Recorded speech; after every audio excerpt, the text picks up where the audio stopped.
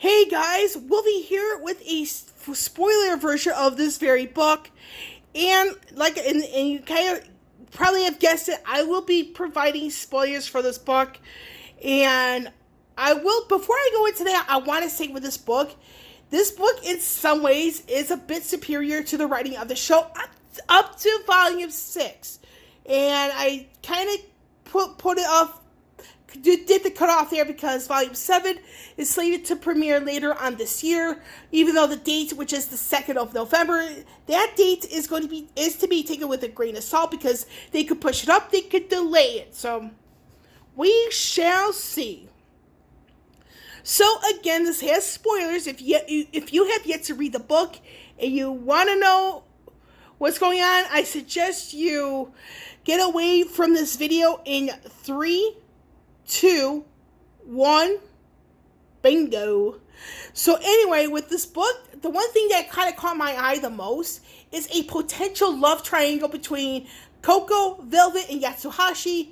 Because I know Hirohei mentioned a particular portion of the book that got leaked out ahead of time, with Velvet referring to Coco as one known for breaking girls' hearts, which may or may not give out a hint to Coco's sexuality.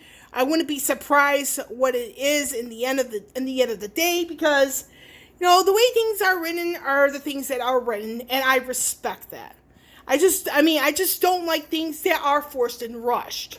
I like things that were the way it's written, it's how they are introduced as.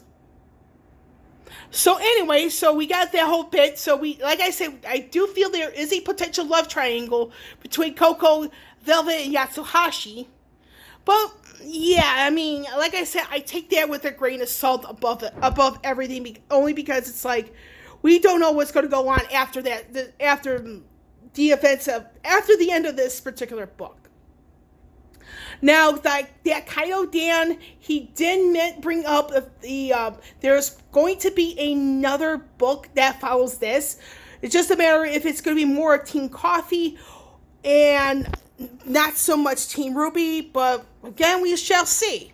Now, speaking of Team RWBY, they are featured here in the flashbacks of the book, and there's more than one chapter that goes into the flashbacks. However, do know that Weiss and RWBY are more featured in those flashbacks than Blake and Yang. And there's one point in the flashbacks where Yang has referred to Weiss as potentially being an elitist. And I don't want to go over the definition of that, because it's not a fun term. Let's just put it like that.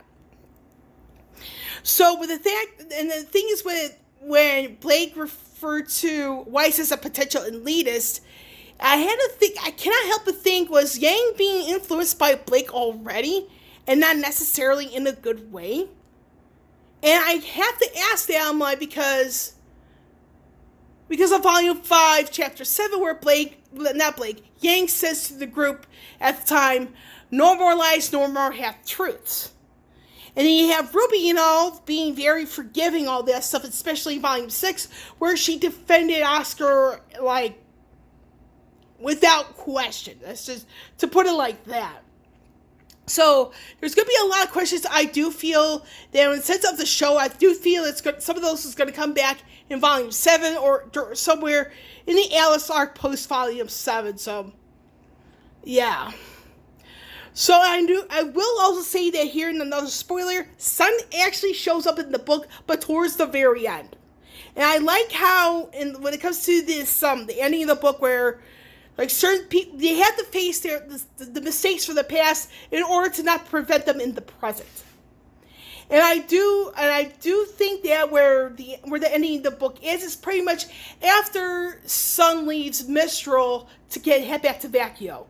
And I do feel we will be seeing a reunion of sorts between Team Coffee, Team Sun, and Team RWBY in a later volume. It's either going to be Team RWBY helping the two teams out, or the two teams helping RWBY out. So we don't know how that's going to be playing, but it'll be really interesting to see the three teams working together.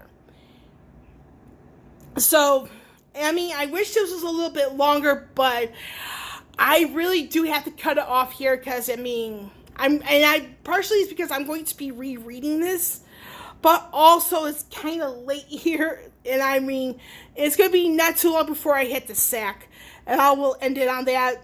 But before I do end it on that, like I said, I gotta give kudos to E.C. Myers. This is an excellent book, and like I said, there's some ways where this is much better than the writing on the show so far. And now I will end it on that note. And with Wolvie here signing off, I will catch you all on the flip side.